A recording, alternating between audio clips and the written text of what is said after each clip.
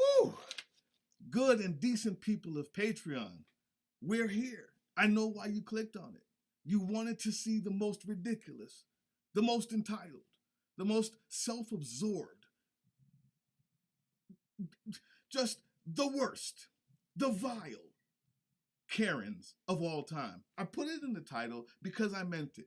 You're waiting on it. But first, these are so ridiculous. I couldn't even do it myself. I had to get somebody who's experienced in the ways of Karenism, if you will. We have with us today Jessica Lloyde. Jessica, the brand new, well, I don't know brand new, I won't say brand new, but you got a new single out. So I'm gonna say the brand new artist, Jessica Lloyde. Producer, singer, teacher. Tell us about yourself, Jessica Lloyde. Alrighty. Well, first, thanks for having me. Thanks for asking me to be on. Indeed. So hello world. My name's Jessica How you Lloyde. doing? It's always weird like talking to a camera for me, but my name is Jessica Lloyde. I am a songwriter first, but I'm also a producer, vocal producer, piano player, sing a little bit. I'm like a baby engineer. I can do like a 3-track song. Stop. No. Okay, so we're done. Okay. We don't lie to the people, Jessica. Yeah, I'm a baby engineer. Don't send me your 12 tracks. I can do like a mix for myself, 3 or 4 tracks at most. But I usually send all my stuff to get engineered by other people. But yeah, I'm an all-around musician. And what else about me? My friend. Yes. My friend. Your friend, and you are my friend, and I'm so happy that is the truth. That is has been something that has meant a lot to me over the years, having you as a friend. We've done a lot of stuff together, and I like how you dissed me when I went to LA. You ain't come through. I feel you. It's no big deal. I was there for you mainly, but you didn't have to come see me. It's not a big deal. I'm not saying to have made that work. I really would have. The past, honestly, September has been like, September has been wild and crazy. Hey, September is my birthday. Yesterday was my birthday. Get out! Yeah. Happy birthday! Well, thank you very much. Yes, we're in the copyright issues. Oh yeah, no, don't sing, don't do anything. But you guys do want to hear her sing. But anyway, go ahead. Yes. So I will just say this: Happy birthday to you. Thank you. Happy birthday to you. Yes. Happy birthday. Which name do I call you? Bruce Lively. Bruce Lively, yes. Happy birthday to you.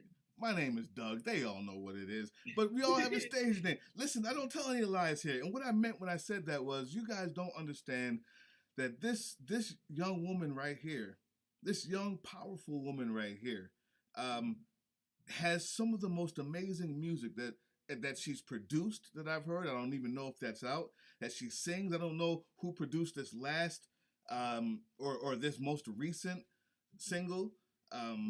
But she is not no baby anything. I would go to her all the time. And if I could put her address out there, I'd give it so you guys could go to her all the time. And I would move. And she would move immediately. But tell us about the new single. We're going to get into the Karens, y'all. Just stay patient. Jeez Louise. Yes, everybody just stay patient. We've got some good stuff for you coming up. There's a dog staring at me like, why aren't you playing with me? Full disclosure, I am at my younger sister's house who's out of town, and I am house/dog sitting for her, so you might hear a little click-clack, a little pause, but awesome. It's all good over here. The pitter-patter. What'd you say? The pitter-patter. The pitter-patter, yes, a pause. The pitter-patter pause. Anyways, so this latest single, it's called Half-Hearted. It came out last week. It's my stamp of, I'm planting my flag in the pop landscape. Truth be told, I've always been a pop girl, but it took me a while to kind of fully realize that and really come into my own on that. And so Half-Hearted is the first single from an album I'm putting out in a few months. And it's, the vibe is black girl pop. I've always, like I said, I've always loved pop. And I'm just really excited about this collection of songs that I'm going to be bringing into the world. That's a bunch of pop songs that's with a Black woman at the helm. So I'm really excited about it. Okay, are these already recorded? These on the album we can get? Can we put our hands on that yet? Oh, you like? Is there going to be a physical album? No, well, I mean anything. Can we download it? Where's Oh what's going yeah. on So with that? Half-Hearted, Jessica Lois featuring Simone Royale is available everywhere: Spotify, Amazon, YouTube, Tidal, Apple Music. It's available everywhere. Awesome. Okay, so um, when you said Black Girl Pop, there Mm-hmm. when you first showed me what it was, or maybe I saw it on Facebook. There's like a Mm-hmm. hashtag Black Girls Love Pop. Mm-hmm. I heard you say that phrase before, Black Girl Pop. Mm-hmm. What is this? Is this a movement? Is this something It's like, a what does it movement. mean? We take it over. No, Yeah. I mean kind of, but Hey, anyways. So you here's can now. I feel like if you know your history, then you know that all American music is Black music at the end of the day. Black people invented rock and roll. Black people invented house music. Black people invented, soul, blues, jazz, all of that. That everything else that we know today was born out of. The But first indigenous American music besides that of the Native Americans yes, correct, is correct. Thank you for jazz, correcting me. literally. I love Yeah. it when a friend can get you together. I love that. And so, yes, that is absolutely correct. But that said, unfortunately, Black people in general are underrepresented in the pop sphere and also undermarketed in the pop sphere when they choose to, do their art in a pop type of way. And more so than Black people in general, especially Black women. I feel like Black women are constantly put into so many different boxes. And a lot of those boxes in today's mainstream media are, it's almost like you have to be like tough and you have to be, I can swear, right? Yeah. Yeah, you Only have if to you be like, fucking give want the to. fucks. Yeah, you have to be like, I don't need no man. I don't give a fuck. Like, if he left me, I don't give a shit. I'm on to the next. And that's cool. And I've got no issues with that. Like, I listen to all types of music. I listen to that type of vibes as well. But I just feel like it's unfortunate that we as Black women can't be represented in all different fields. And not that you can't talk about those things in pop, but I feel like pop for me is really fun because it gives me a space where I don't have to be like a bad bitch or like a badass. I can just be more authentic to who I am. And for some people, like that is their authenticity. And I love that. Like I'm not trying to hate on nobody. Like I love that stuff. But it's not authentic to me. I can listen to it, I can really enjoy it, but that's not who I am. Yeah. And so I'm really excited to make an album and present an album full of pop songs that's really authentic to who I am as a person and who I am as a creative musician. That's awesome. That's awesome. Yeah. And And it's so funny because, sorry, not to cut you off, but it's just so funny to me because when Black women do pop, we do it so well. Like, you can't tell me that Whitney Houston is not the, if not one of the queens of pop. I mean, I Want to Dance with Somebody, it doesn't get more popular than that. I want to You dance know? with somebody. I love that I song. want to feel the Love heat. it so much. Yes. Yeah, yeah. Sing too much now. Don't get that copyright. Hey, it's all right. This is on Patreon first. And by the way, since I'm saying that, people, this is our second, maybe third live Patreon deal. So I'm trying to give you guys more for the money, but this will go up on YouTube in a few days, maybe Monday, maybe Tuesday, maybe earlier if I hear the clamoring, as I say. But I like what you said about being put in that box, and then and more. I don't think it's not even just Black women, but basically, how do I say this? How do I say this politically correct? Don't say politically correct. People in general are unfortunately forced into these boxes, whether you're a Black person, a Black woman, a Black man, even certain areas, white men and women are sometimes put in boxes. They just have a lot more flexibility to get out of those boxes.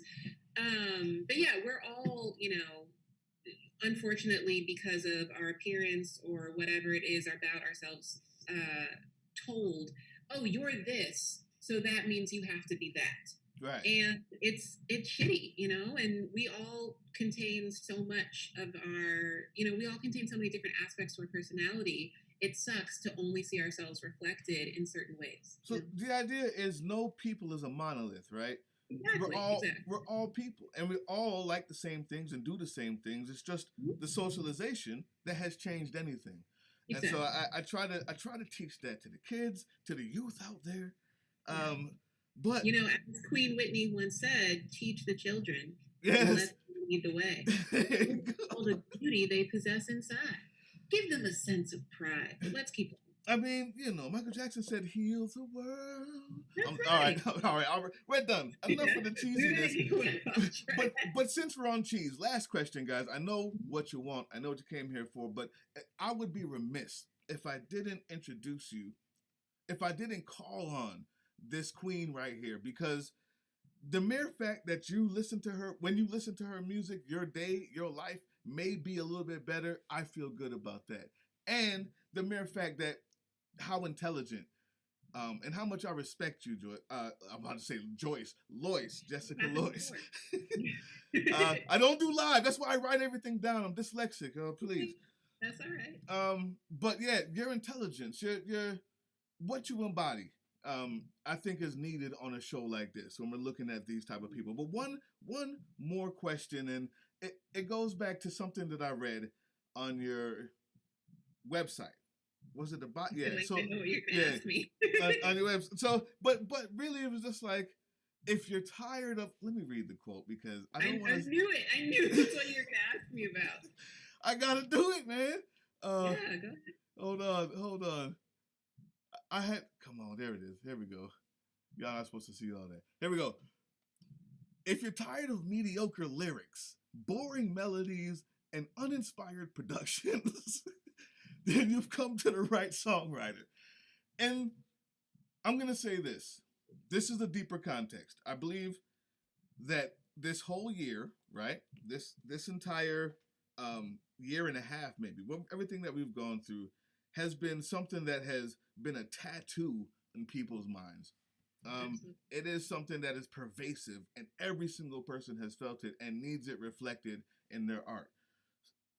But things that are this dark, things that are this hard to tackle, things like race, like politics, these types of politics, the death, the virus, everything we've gone through seems to be antithetical to pop music, meaning popular music, music that makes you happy, that everybody can deal with.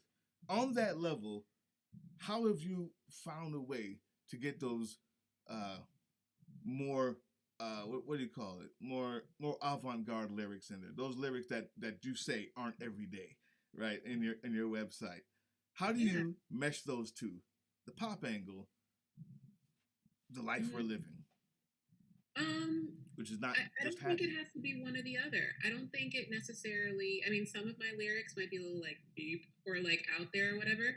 But when I say, if you don't want boring lyrics, then you've come to the right place. To me, the opposite of boring isn't like metaphors and poetry and deepness. It's realness. You know what I mean? Like, okay. Roses are red, violets are blue. Boring. You know what I mean? There's nothing, and it's not because it's not deep. I mean, roses are red, violets are blue, blah, blah, blah. I love you. Like, that could be a very beautiful poem, but it's not hitting me in the heart, you know?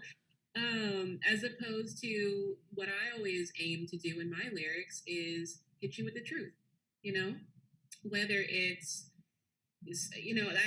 one of my songwriting inspirations, who was a great help for me in college when I was learning how to write, he mentioned just make sure your songs, what was the quote? Make sure your songs are always honest.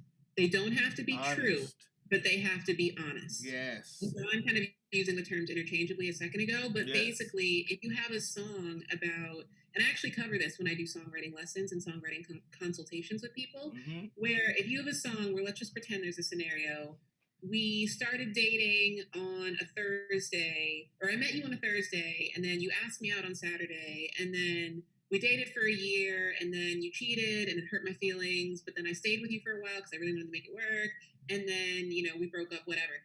That's a long-ass story. There's a lot of truths in there, but what's the most important thing to you?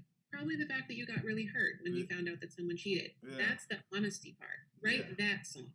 You know what I mean? And in the song, you don't have to say, we met on a Thursday and it was so great for a year. And I, like, met your mama and blah, blah, blah. No. Get to the heart of the matter. Be honest with me. Tell me what matters to you. Because if it doesn't matter to you, like all these other details, if that doesn't matter to you, it's definitely not going to matter to me as a listener.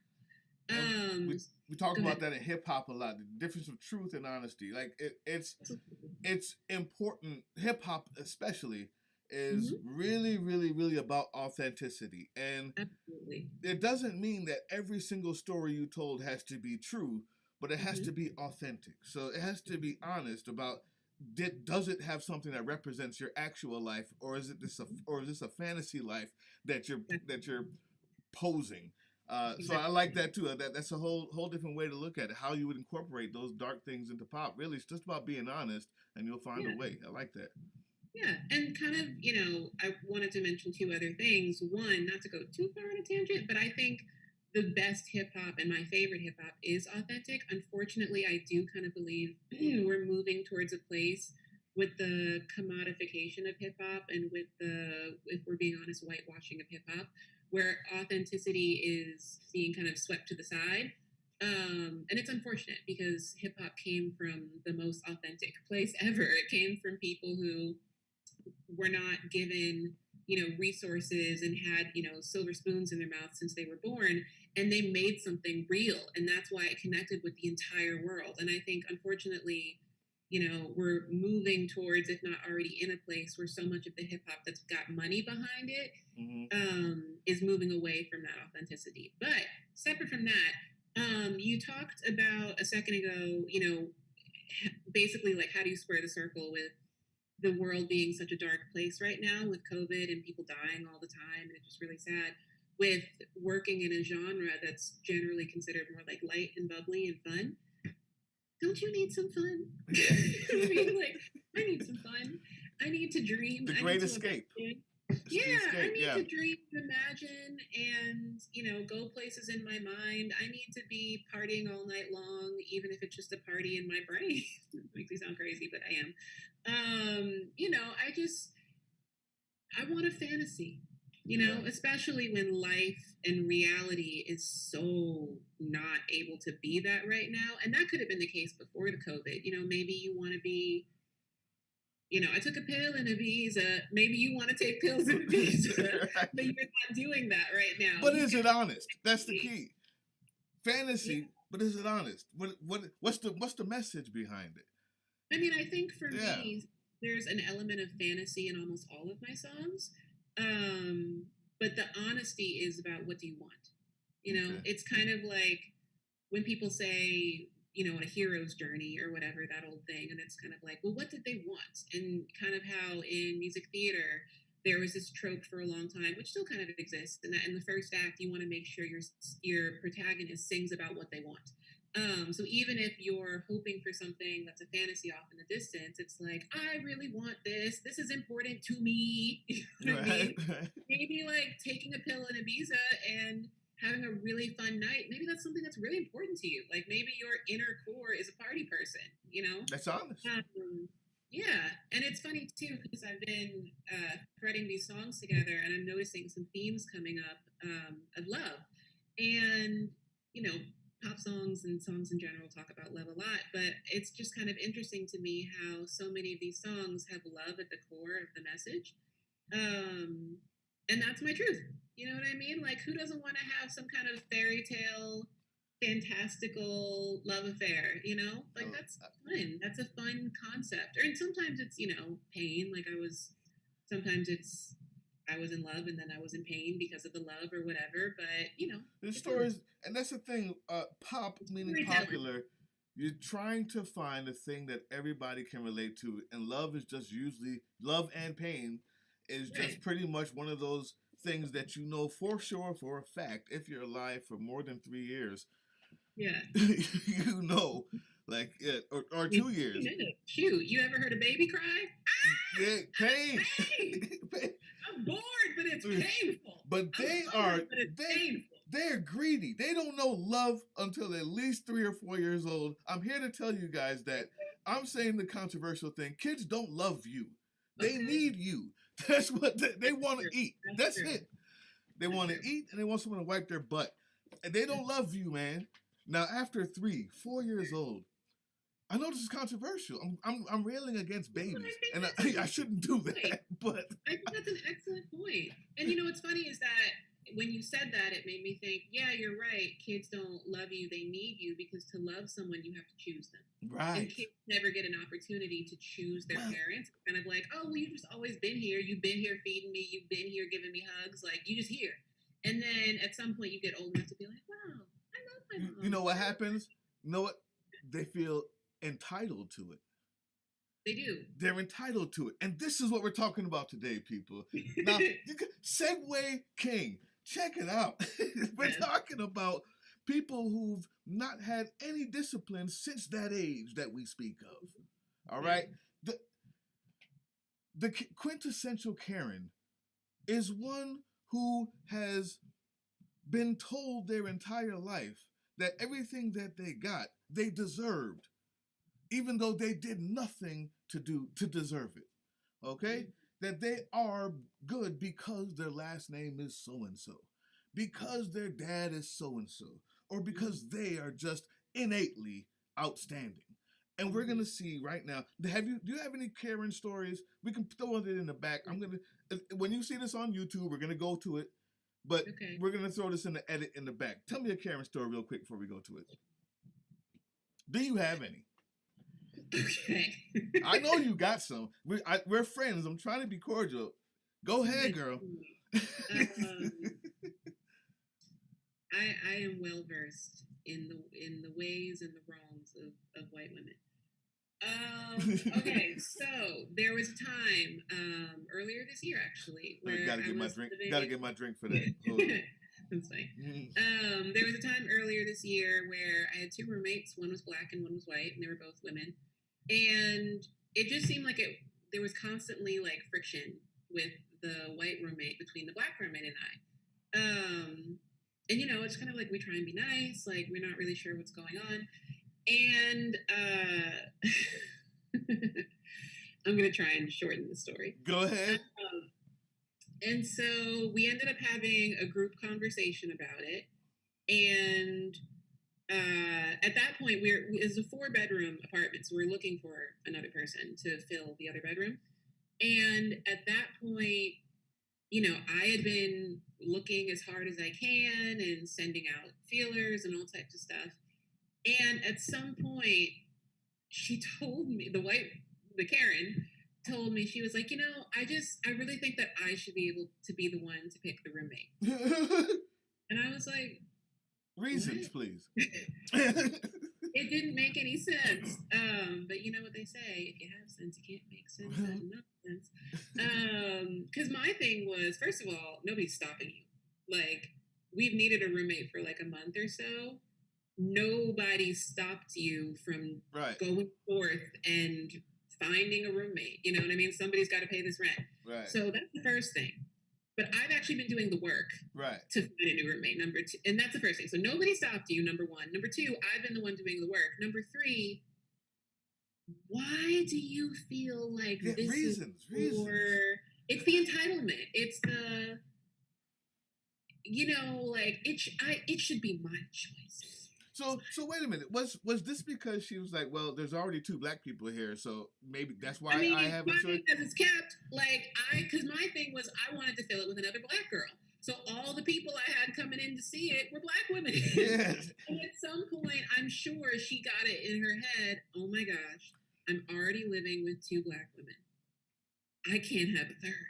Wow. I should be the one to choose the roommate. It's like, okay, bitch, go. Find a white woman who wants to live here. But, like, meanwhile, I'm coming in with black women all the time to see who can. So were you out specifically looking for black women? Like, you wanted were you out specifically looking for black women? You wanted a black a roommate? Yes. Okay. Why? I have a pop single to promote. White women really like pop. Because we'll edit it out. I promise. Don't edit it out. So here's the thing. I've lived with a few different kinds of demographics, And at the end of the day, and I mean this with no disrespect to anybody, I don't want to be Black at home, and I don't want to be female at home.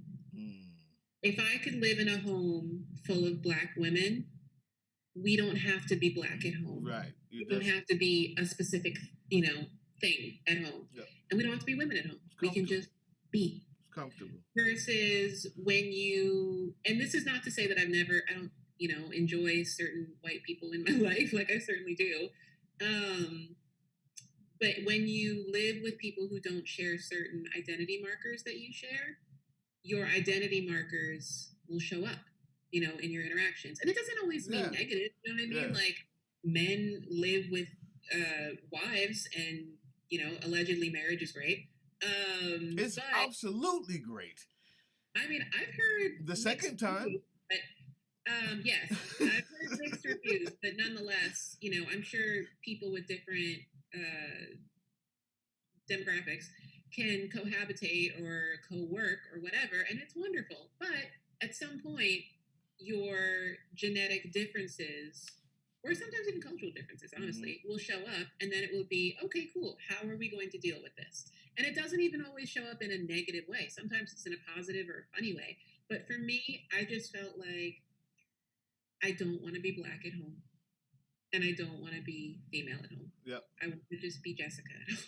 So, real funny, when I went to Georgia Southern, my 3 roommates were 3 white guys. And it was in the south of Georgia. I mean, like, down there where Savannah is. And it's crazy. One of them actually said niglet to me. Stop. Nigglets. And he was talking about other, like, Black kids where he came from. And he's like, yeah, these nigglets running around. And I was so stunned, Jessica. I'm not violent. I'm not that guy, right? I just would have passed out. I was stunned, and I was like, bro, what did you say? Like, what did you say? Did you just say? And he's like, what? What did I say? Like, in other words, where he comes from, either the Black folks are so docile that it's all a big game and everybody just lets it go. And maybe I'm the guy from the big city that comes around and I just don't know my place. But he almost. Did he say it in front of Obama? I don't think he would care. I don't think that there's that smart. We have a reverence for Obama. He probably would have been like, Obama's a niglet. But George Bush. No, I'm saying in front of Obama. Like, if he ever got to meet Obama, would he be like, oh yeah, there's some nigglets down the street? Yes. I know what you're asking. This guy, yes. Okay, so perhaps this one was just a dodo bird, but yeah. I guess what I'm trying to say is I feel like... But I know what you mean. I just feel like you pick and choose when to... Right, like they will try you if they think they can, but won't try you if they think that they wouldn't get away with it, or if they think that there somehow would be like an opposite of a benefit. Like, no one's going to say that around Obama because they don't want to be, on camera or whatever, saying niglet around Obama or whatever it is. Yeah. And I feel like it's very interesting to me how certain white people will try certain Black people in certain ways. And it's kind of, I mean, people used to do that shit with me all the fucking time. Yeah. Like, oh, you're the good light-skinned girl who speaks the King's English and we can say certain things to you. And I'm just like... Patreon, this has turned into a whole... There's going to be 2 videos out of this. This ain't going up on YouTube. I'm going to let you know. We need to sell... We got to sell a single. Because we could go a lot further. We could go a lot further into this in the ways that white people have treated me because they thought I'm one of the good ones. And it's like, oh no, I'm not. I've had somebody tell me, you're not Black, you're Jamaican. You're not Black. You're not Black, you're Jamaican. Okay. Huh? What's the skin? Huh? What's the melanin? Does it resonate yet? Like, and I had to school that guy. That was in high school. But the guy who said niglet to me was like 6'10", and I was like, "That's what's up, man. I don't say it again, but I'm not. What am I gonna do? Like, I'm gonna go to my room and I'm just gonna I be mean, here and be and black. But I of course squashed it, and that wasn't ever done again. But right. to be honest with you, uh, I wish I was one of these Karens that like actually just would have went off, and then you have the guilt about that as a black person. Like, why didn't I just hit him? Well, because It's I like, think because it's not me to do that. That's why. because so much of blackness is a cost benefit analysis. That's why. Yeah. Because it's kind of like Wow. if you had said Wow. something, if you had gone off, what would have happened to you? You know what I mean? Like eventually you will leave this college, you will leave this person. Do you want to leave with certain things had happened to you while you were there? Yeah. So, you know, being black is constantly a cost benefit analysis, unfortunately. Well, I guess the funniest part of that story is the other roommate was a white guy who loved. Wait, the other roommate was a white guy who loved Gerald Levert and sang on a couple R&B songs of mine and had no. Yeah. So he was cool. One of the good ones, if you will. I see. I don't mean that. Y'all know. We know. Yeah. And full disclosure, my ex-wife was white, and my kids are half white. So I say this from a little bit of internal knowledge, but that doesn't mean that I can't be racist, or that doesn't mean that I can't be wrong. So you guys know what to do. You leave it down there. We have full-throated, full-hearted, honest discussions here, and I accept all of your reviews and all of your comments. With that being said, just for future reference for everyone watching, I cannot be wrong. Just kidding. She cannot be wrong. This is verified blue check. Okay. Right. No blue checks over here. But yeah, we're all learning and trying to get better, and you know, things are constantly changing. With like when you learn better, you're supposed to do better. You know, and better includes not saying niglet if you are not a person of black ancestry. Oh. No, even if you're black, that's just a bitch. That's a little. I mean, that's a little bit beyond. I say niglet in the company of black people only when I'm being. I've never heard that word until he said it. Never heard that? How the hell do you know that word? I've heard it in like a silliness context. I've never heard someone say it in a racist way. I've heard other black people be like, "Go get your little niglets." You know wow. What I mean? I had never even heard the word. That's why I was flabbergasted. I was like, I would have been flabbergasted as well. I was like, this guy not only is racist, but he's like the most inventive racist I've ever seen. I've never heard that word before. Yeah, that's crazy. Now I know everybody said it but me. All right. Anyway, now it's time for the entitlement. Let's just take a look at these Karens. Laugh out loud. Do whatever comes to mind. This is what they're here for. Lego. All right. Here we go. Wait. Stop. Hold on. I made a mistake. It's been a while since I did the Zoom interview thing. Zooms? Yeah. 911 operator, traffic department. How can I help you? Sorry. Okay, here we go. You got to share the computer sound. That's the key. See, that's the key.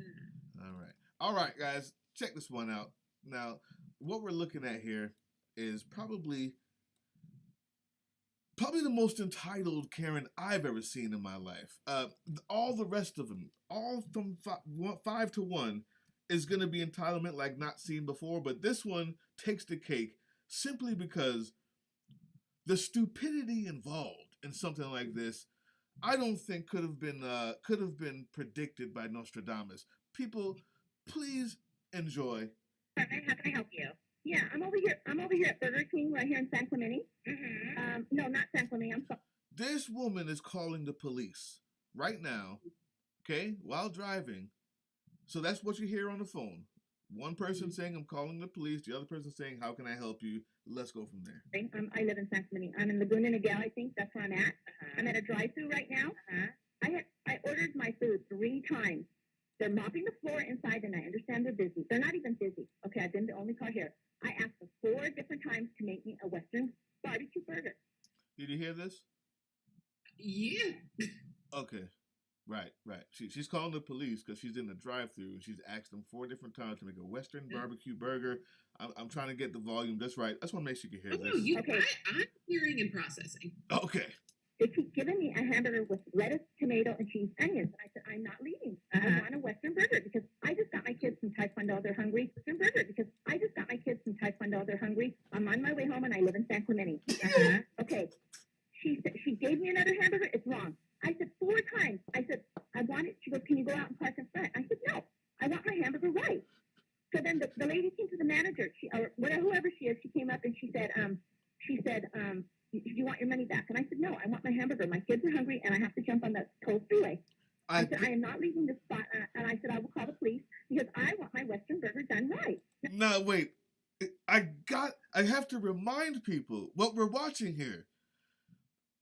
This isn't someone talking to this is someone talking to a 911 operator. And that's the thing, is that halfway through, my mind just assumed she was like talking to her friend on the phone. Right. And I'm like, oh wait, no, this is 911.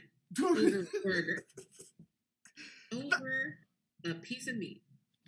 No, the lettuce and the onion. The meat was fine. It was the lettuce and the onions, Jessica. I'm not leaving this spot. I'm gonna call the police unless you get my burger right. Now, people, I've told you many a time, and this is what it is. Karens see life as a never-ending buffet, right? It's just everything is for them to pick and choose, and the police are the managers, if you will. When they say, I'm going to call the manager, in life, they go, I'm going to call the police. This is my buffet. I don't like how crisp the lettuce is. Go get your manager, Officer So-and-so. Wow. What a great analogy.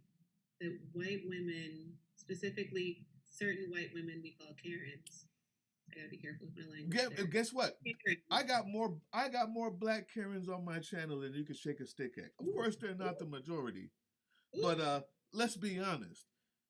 Like the idea of Karen, of course, the name itself comes from the abundance of white women calling the police on black people having barbecues in the park because entitlement grows in that direction.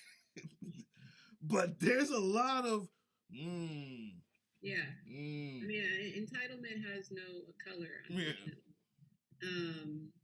But it does have a preference. Okay, let's Here we go. Is that so hard? Is that so okay, hard? What exactly is it you want us to do for you? I send officers down here. I want them to make me like, ma'am, we're not going to go down there and enforce your Western bacon cheeseburger. What am I supposed to do? What am I supposed to do? This is between you and the manager. What am I supposed to do? I'm not going to go enforce how to make a hamburger. That's not a criminal issue. There's nothing criminal. So I just stand here. So I just sit here. You need to calmly and rationally speak to the manager and figure out what to do between you. She did come up and I said, can I please have my Western burger? She said, I'm not dealing with it. She walked away. Because they're mopping the floor and it's all full of suds and they don't want to run. They don't want to go through there and ma'am, then I suggest you get your money back and go somewhere else. This is not a criminal issue. We can't go out there and make them make you a cheeseburger the way you want it. Well, that you're supposed to be here to protect me. What are we protecting you from? A wrong cheeseburger? No, is this like it's a harmful cheeseburger or something? I don't understand what you want us to do. Well, just come down here. I'm not leaving. No, ma'am, I'm not sending the deputies down there over a cheeseburger. You need to go in there and act like an adult and either get your money back and go home. Not acting like an adult herself. I'm sitting here in my car. I just want them to make my kids a Western burger. Yeah, this is what I suggest. I suggest you get your money back from the manager and you go on your way home. Okay. Okay. Final thoughts. That was a lot for me. I don't regularly encounter those types of attitudes and behaviors. That was a lot for me. It was the I'm not leaving part. That was the part that really sticks with me. It's one thing to have an attitude with customer service people. It's another level to have an attitude with people who you want to prepare food for you.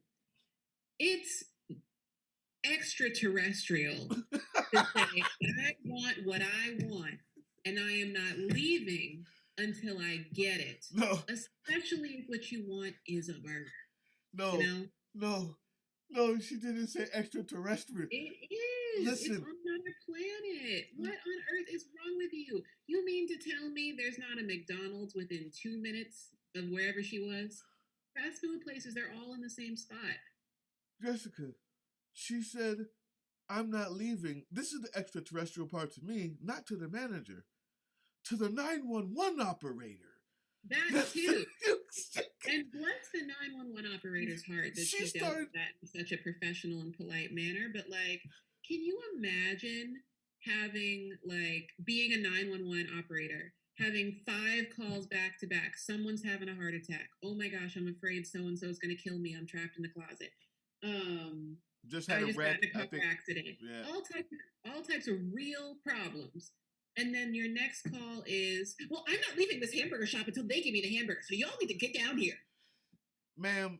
What? What are we protecting you from? The cheeseburger? I was dying. All right, so we're just getting this started, people. Video number 2. Okay, so what you're going to see here is entitlement times 10. The lady may have a actual problem, sure.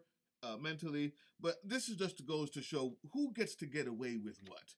You guys will understand. Oh no, is it a fight? I don't like fighting. No, we don't like fighting. But somebody has to do it. The hard truth has to be told. Somebody has to do it. And that's what I'm here for. Yes. Boom! Let her out. Go ahead, let her out. Let her out. Yeah, let her go. Get it off, lady. You're the wrong one now. Oh, no.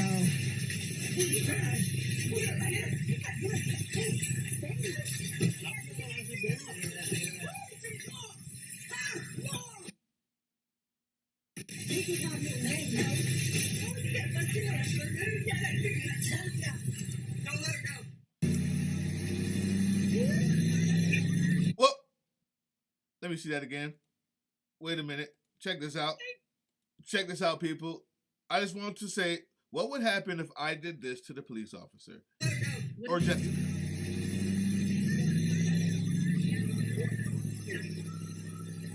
She kicked.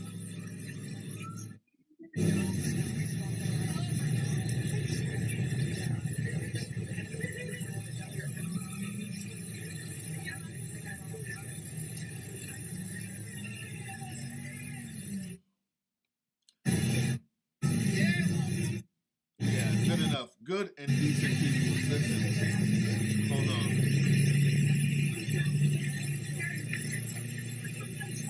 It just keeps on going. I'm done with that. Good and decent people of YouTube and Patreon. I tell you, if Jessica Lloyde, the kind and beautiful woman that she is, decided to lean back and kick a police officer and try to ram him, somehow this lady got into her car with her head protected, okay, and was taken down peacefully. Nobody was tased. There was no elbows thrown, no chokeholds. Somehow, nobody felt the need to stand their ground. Somehow. We'll leave it there. Go to the next one. I'm sorry. Go ahead. Go ahead. I'll stop. I want to make sure I understand what happened at the beginning of the video. So at the beginning of the video, I'm assuming the manager or whoever was already trying to get this woman out the store. Yes? She was refusing to leave, tried to get into the store, and chaos ensued. It's the entitlement for me, because it's the entitlement of the manager and some other employee, I'm assuming, is trying to forcibly remove me from this store without putting their hands on me. I'm going to just separate the carts, walk through, And in my mind, I guess I'm just going to be like, well, even before I don't know how well thought through the punch was, but let's just say she didn't punch her. I'm assuming in her mind, she was going to walk through and do her shopping. And be Anyway, like, right. I could just walk around here if I want to. They can't kick me out of their store. Right. Man, this is not your house. It's not. Kick you out of here. That's it. You got it, Jessica. That's it. No, My next T-shirt. This is not your house. it's That's not. what- Like, you have no jurisdiction here. No, but The that's idea that you thought that you were just going to open those carts, separate those carts and just walk on like nothing happened. but entitlement says that this is. Well, I entitlement belong says here. that You're right. Everything is my house. You're right.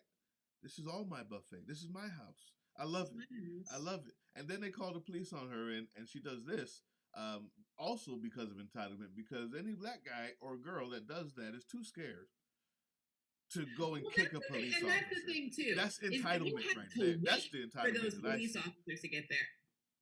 What you say? That's the thing too, is she had to wait for the police officers to get there.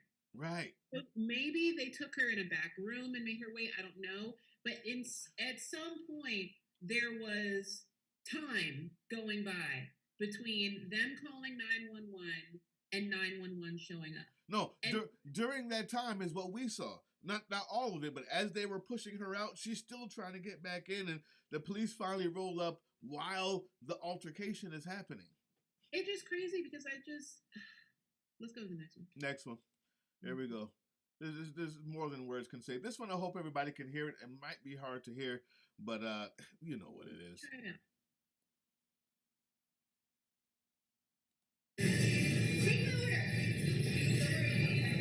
Wait, stop. Stop. Take my order. No, take my order. Because I asked you for help, and then this bitch starts talking to me, and then you are talking to me now like a good person. No!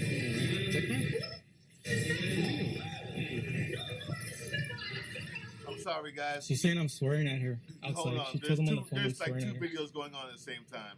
I apologize. That's all right. It was Jessica's fault. I don't know. What are you doing, Jess? Take the blame.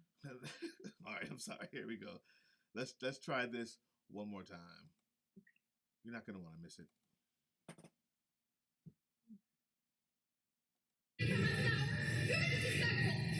You're insulting her.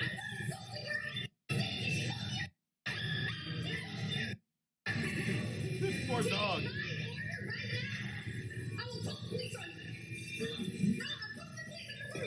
Police happy. Again. Way too police happy. I'm It's at. like trigger fingers. I've never thought in my life at one point when I'm at a fast food restaurant and I didn't get my order to say to somebody, I'm gonna call the police on you. And you know what's crazy? Same. But like I'm thinking, oh, she must be hangry. Which is funny because she probably isn't even hangry, she's just entitled. But I'm just No, funny, that dog is it's- hangry. That dog. Yeah, that dog is like, get me out. The dog is like, I ain't signed up for this shit. And so it's just funny to me because I'm thinking of me at my worst hangriness. And I actually have like really close friends that make fun of me because they know that when I get hangry, it's like I'm real irritating to be around. Yeah.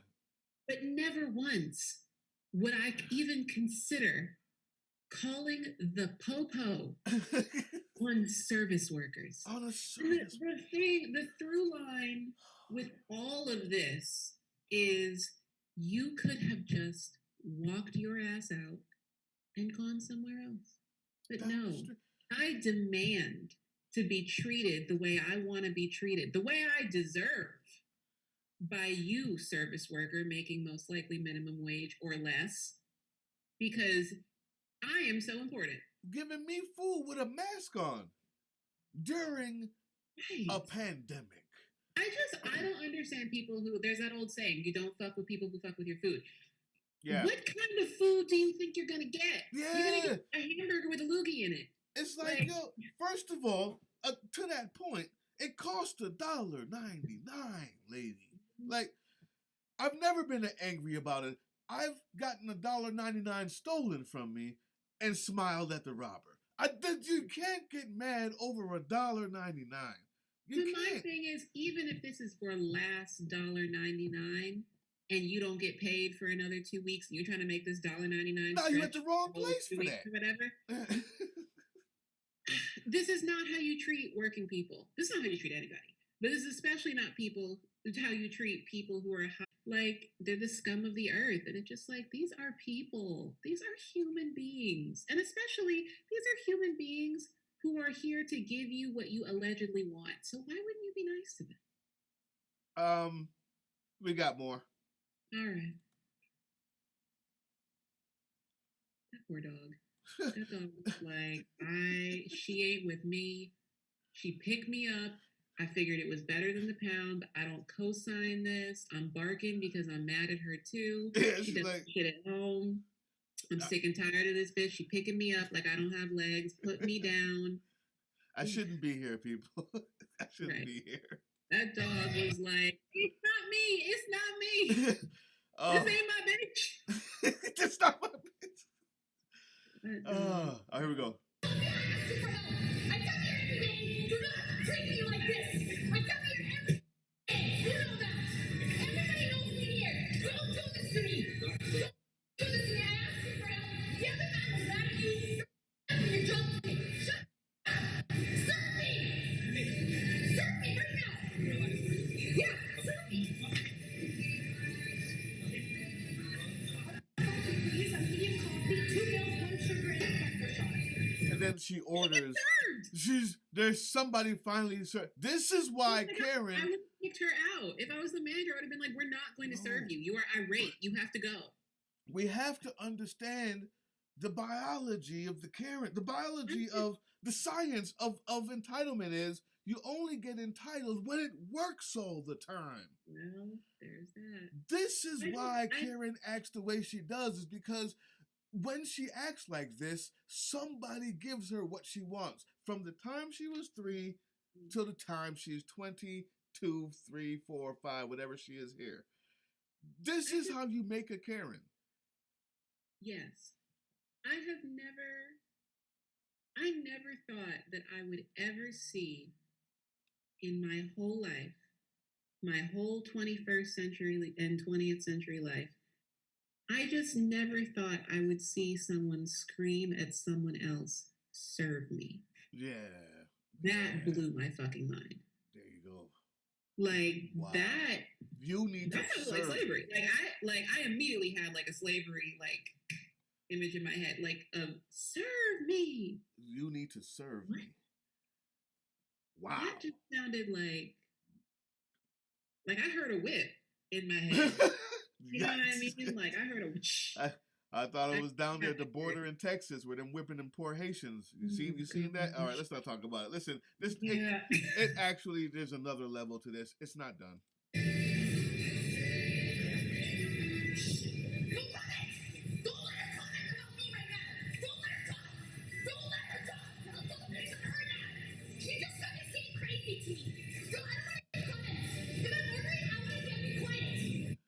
Questions?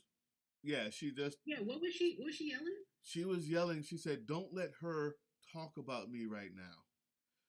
The customer who's there. That's what happened with my roommate. After we had, so really quick, we had this conversation, the three of us, the other black girl, me, and the white woman, and the Karen. And later, and it was crazy. And then me and my black roommate went to kind of debrief with the door closed in my room. And the Karen roommate knocked on my door like, "You can't be in there talking about me." And I'm like, what makes you think? First of all, we can. Second of all, and we will. We will. We are.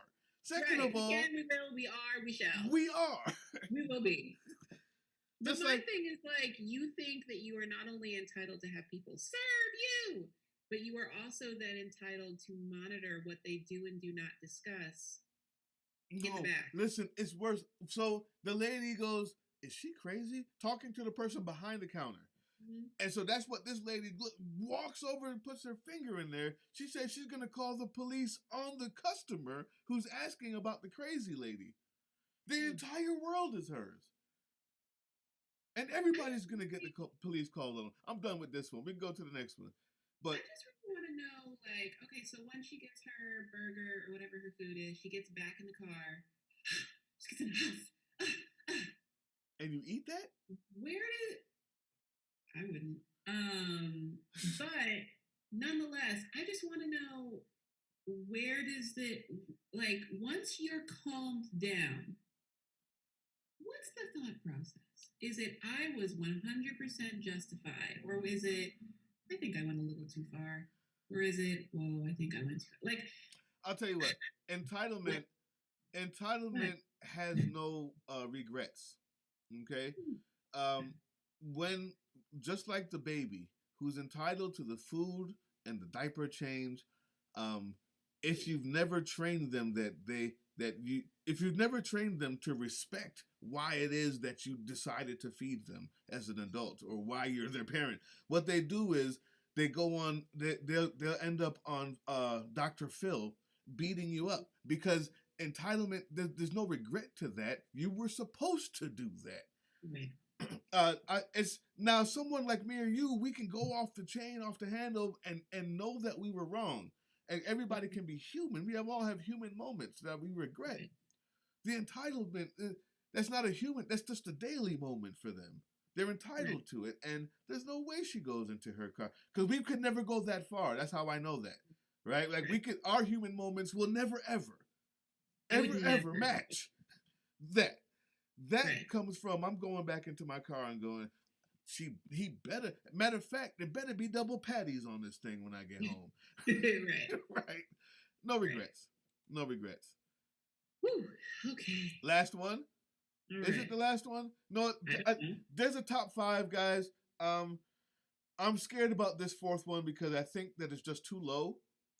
I'll put it up on the next one, guys. I apologize for that. It's really good, but I think the voicing is seeing how Zoom is acting right now, I don't think you're going to be able to hear it right. Let's go straight to number 5. This is the most entitled group of Karens I've ever seen.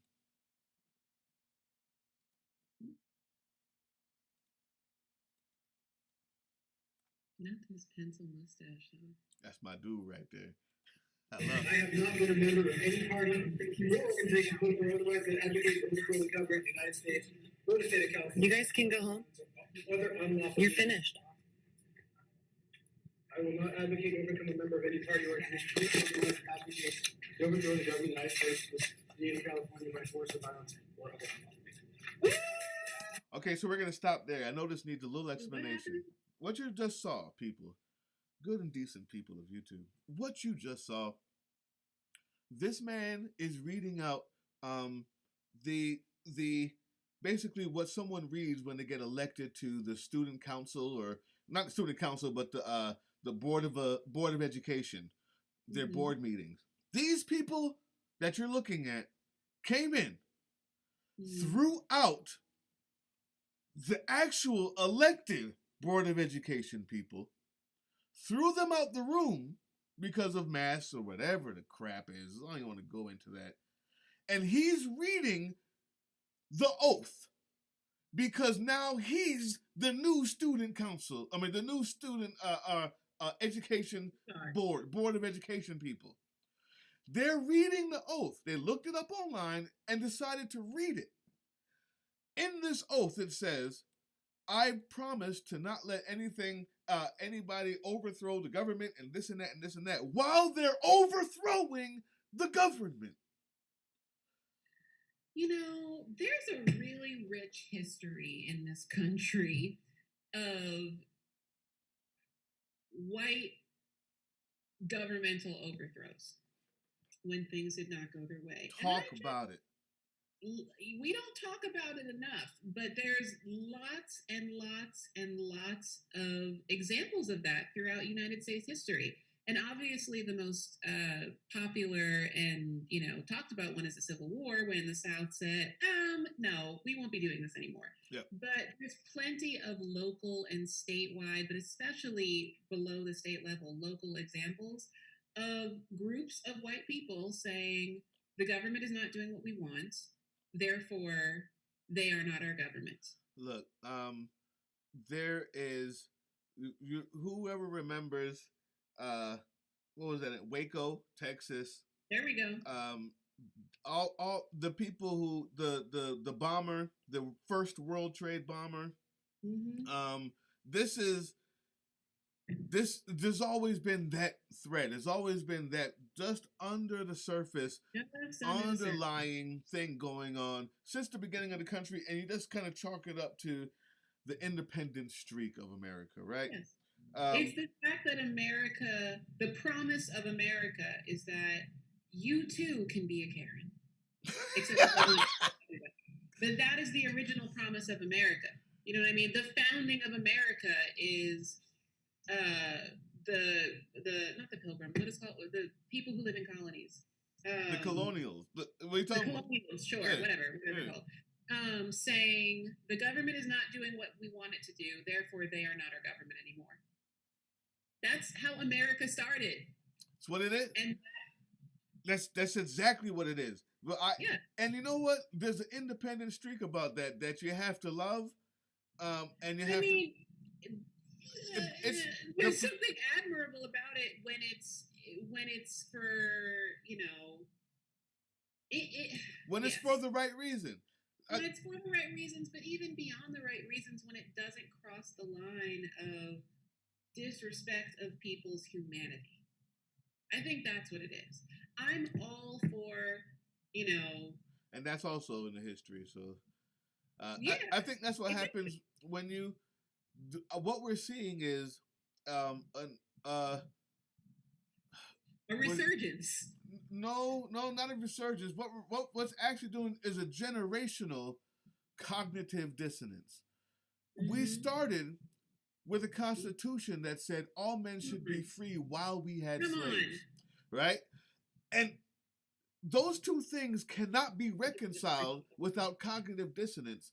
And this is the end result. Not the end. This is the until you can actually break that and come to the grips with why we have so many allies now, because every generation that grows up is this is how long it takes people to deal with a cognitive dissonance that's generational. That's not only generational, but what do you call it? Societal. Like it's it's just pervasive in society. It's the way that we are. It's cultural, and the generational cognitive dissonance is this: I want to break away from a tyrannical government because I'm free. Therefore, I get to enslave you for my freedom. I get to kick you out of the school board for my freedom. I get to now kick out elected people and read the oath on my phone unelected because democracy. Yeah. The cognitive dissonance is generational, and it's hard for them to crawl out of it. Let's watch this to the end. I know it's been a while. Let's go. State of California by force of violence or other Yeah.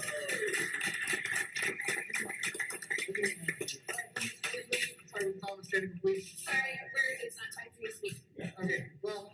Yeah, the police said it's time for you guys to leave, and that woman goes, sorry, it's not time for you to speak here. To the police officer. They've been dreaming about this, Jessica. This is in her dream. She's always wanted to be the one in charge. They've always been telling her what to do. She needed to do that. No, they need to vacate because they actually have lost their jobs. So this is the new board. They walked out. They need to leave. So This is the new Board of Education. So we're good. Unelected. Yikes. Jessica, any last thoughts about what we just saw?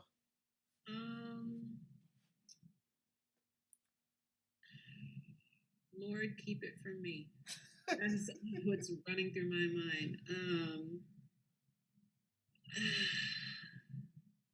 Well said. Well said. The sigh says it all. We all know what we're looking at, people. We have this channel so we can point and laugh at the idiots. No, it's not all white people. No, it's not all women. We have male Karens. No, it's not all white women. I have many of all colors: Indian, Native American, and actual Indian, Middle Eastern, Black, Chinese, Japanese, Eastern Asian, of whatever to say that I don't know what they are. Unknowns. Yeah, unknown. We got unknowns. Okay. Knowns and unknowns. Why we're here is because the one thread throughout all the Karens, no matter anything else, is this entitlement. And if you let it get you down, it's just gonna add to already the weight, like we've talked about, that's been happening for the year and a half. But you look at this so we can point and laugh, and it gives us a release.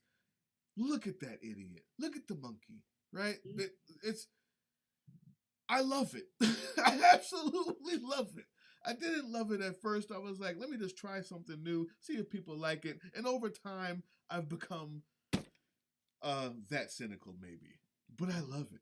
We gotta laugh at these people. Jessica, what is the name of your new single? Yes. So it is Half-Hearted, HALF, and then HEARTED, by Jessica Lloyde. That's Jessica LLOYCE, featuring Simone Royale. Who's Simone Royale? Yes, Royale. Simone Royale. Royale. Okay. It's out everywhere that music is streamed and sold. I would really love it if everybody listened to it, and definitely feel free to follow me on Spotify so you can get updated for when the next single drops in October. I'm really excited about that. And then the album is coming most likely in November, I think.